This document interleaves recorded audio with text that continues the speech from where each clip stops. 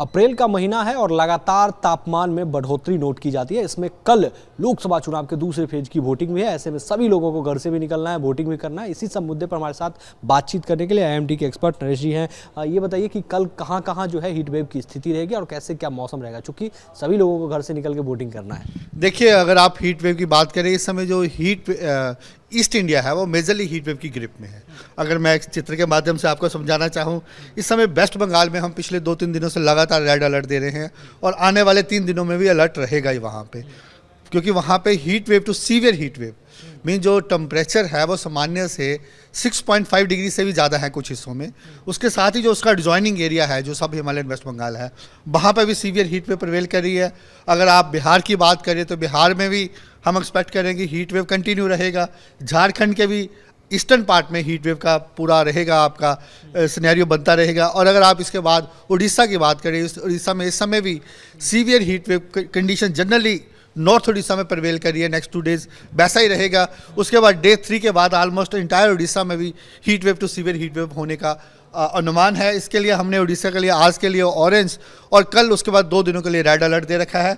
अगर आप भारत के बाकी हिस्सों की बात करें, इंटीरियर कर्नाटका में हीट वेव है, वहाँ पे भी कंटिन्यूस हीट वेव कंटिन्यू रहेगा। इसके अलावा रायलसीमा, कोस्टल आंध्र प्रदेश, तेलंगाना, इन राज्यों में भी हीट वेव का प्रकोप रहेगा ही कुछ दिनों के लिए। अगर आप नॉर्थ वेस्ट इंडिया की बात करेंगे तो उत्तर प्रदेश में भी आज के बाद आपका हीट वेव सिनेरियो रहेगा, वहाँ पे भी कंटिन्यूस हीट वेव प्रिवेल करता रहेगा।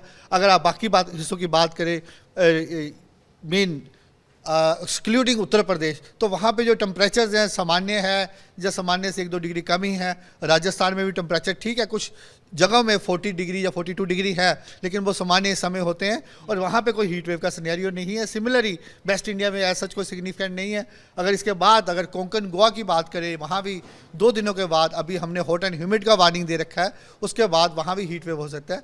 जनरली हॉट एंड ह्यूमिड क्या होता है वो मैं एक्सप्लेन कर दूँ। जब आपके सामान्य टेम्परेचर नॉर्मल से 3 से 4 डिग्री ज़्यादा होते हैं और ह्यूमिडिटी हायर साइड होती है, तो जितने भी कोस्टल एरिया हैं साउथ पेनिनसुला के, स्पेसिफिकली केरला हो गया, उसके बाद तमिलनाडु और इसके अलावा कोस्टल कर्नाटका, कोंकण गोवा, इसमें ये क्या है कि आने वाले 4-5 दिनों में हॉट एंड ह्यूमिड रहेगा। मीन लोग वहाँ भी डिस्कम्फर्ट फील करते रहेंगे।